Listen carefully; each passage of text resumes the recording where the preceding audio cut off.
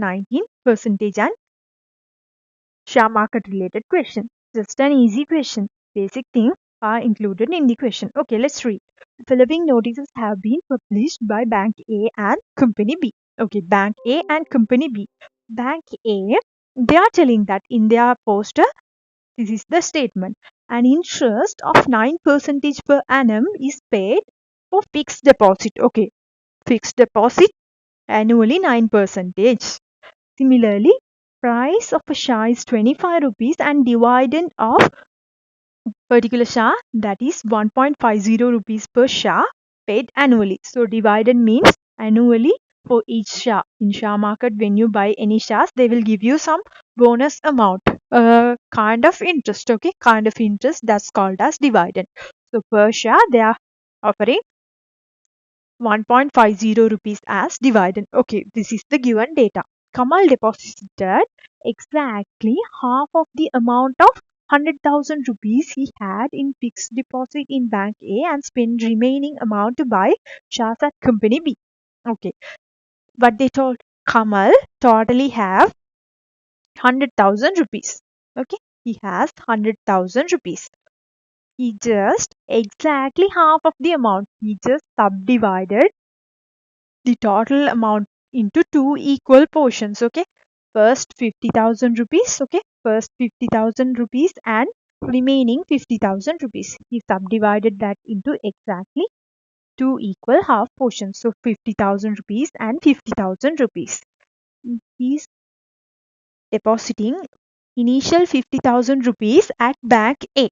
Okay, at Bank A, he is depositing this particular 50,000 rupees. And let's read the captions again. At the end of year, he obtained dividend from Bank B and sell all the shares for 26 rupees per share, so giving reasons from which investment he received a greater income at the end of year. Okay, he just divided the total amount he had was 100,000. He just subdivided into two equal 50,000 and 50,000. He's going to invest this amount at Bank A, this amount to buy share market. Okay, to buy some shares to earn dividend income. And end of the year, he just bought each share for 25 rupees. He's going to sell each share for 26 rupees. Okay, by that also he will get some amount. Okay, let's do the question. From Bank A, annually he will receive 9%. No, he is receiving 9% interest. So, interest at Bank A. This is Bank A and this is Company B. These are the two different investments. Interest at Bank A. To find the interest, 9%. So, its corresponding fraction would be 9 divided by 100 multiplied by his investment at Bank A was 50,000. Likewise, when we simplify this, we will receive 500 times 9, it would be 4,500 rupees. Okay, end of an year, he will receive the income. Okay, income means extra amount than his investment. Okay, extra amount than his investment. He was already invested, the investment amount was 50,000. So end of an year he will receive 4,500 rupees as interest. That's the amount is called as income from Bank A. From Bank B, for each share he will get 1.50 rupees dividend and he's going to sell the shares as well. So first of all, you should find he's investing 50,000 rupees to buy some shares. We don't know number of shares he's buying, so you should find that first. Number of shares. To find number of shares, his total investment was 50,000 rupees. This 50,000 rupees should be divided by each share 25 rupees. Okay, one share 25 rupees. Likewise, how many shares he can buy? You should divide this 50,000 by 25. So when we simplify, that will give you 2,000 shares. Okay, 2,000 shares. In Company B, he is buying 2,000 shares. Okay, 2,000 shares. So from this 2,000 shares, how much he can receive as dividend income? Okay, there are two kinds of incomes. We have to find them. So now we found from company B, he is buying 2000 number of shares. 2000 shares. Okay. Dividend income at bank B, sorry, company B, dividend income per share 1.50 rupees. Okay. 1.50 rupees. Likewise, he is totally buying 2000 shares now. So 1.50 multiplied by 2000, that will give you 3000 rupees.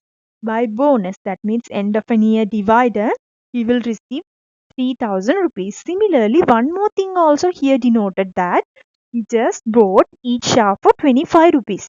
End of an year, the share market price was little increased. Okay, little increased. He bought the share for 25 rupees. Now the price of the share was increased.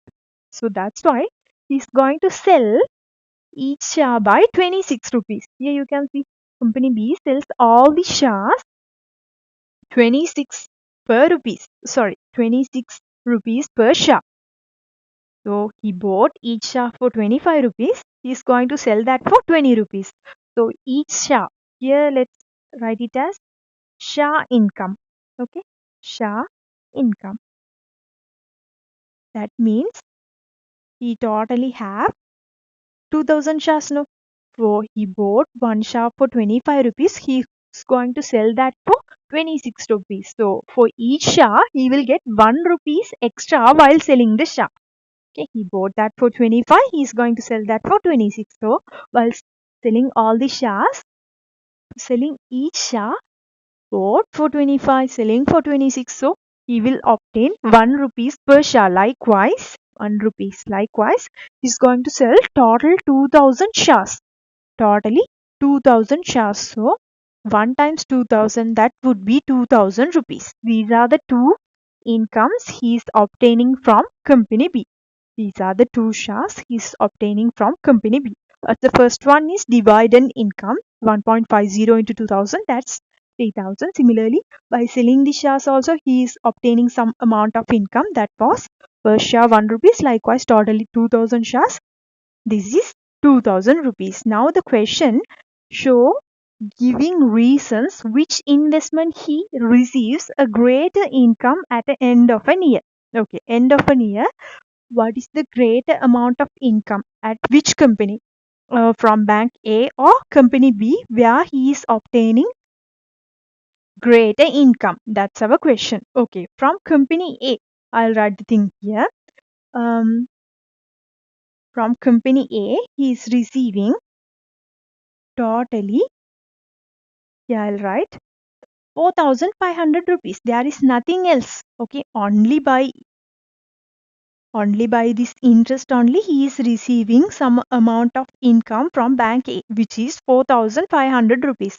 But in bank B, from divided income, he obtained 3000 rupees. By selling all the shares also, he obtained 2000 rupees. Both together, from company B, he obtained 5000 rupees. Okay, total income from, okay, total income.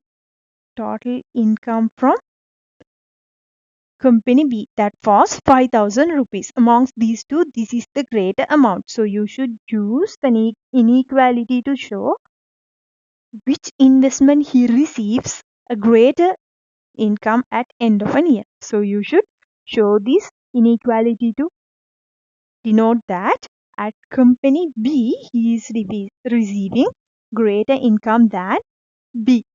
Greater income than B. So if you denote like, you should denote it by using an inequality and write that as a statement as well. From company B, from company B, not from, at company B, from company B, by company B. Likewise, you can write anything. From company B, Kamal is receiving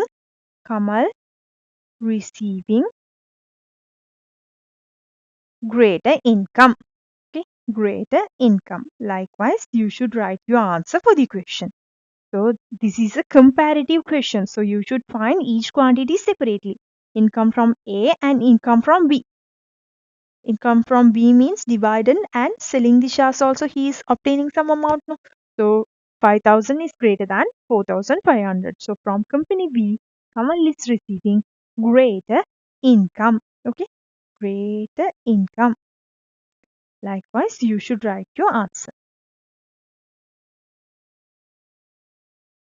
Second part question, express the total income he receives as a,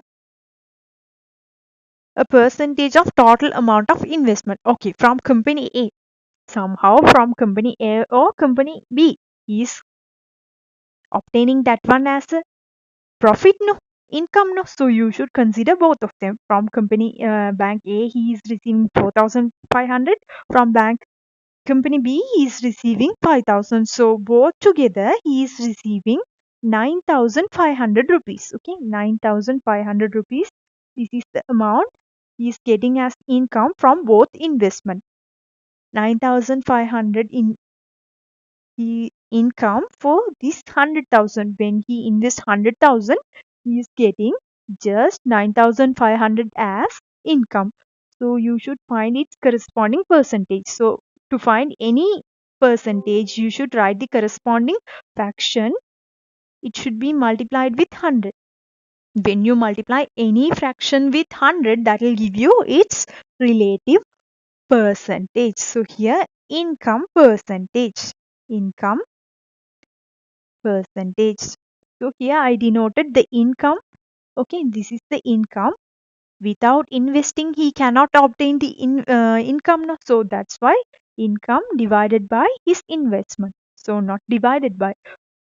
When he deposit 100,000 as investment. Okay, when he input 100,000 as investment, he is obtaining 9,500 as income. So likewise for 100 percentage.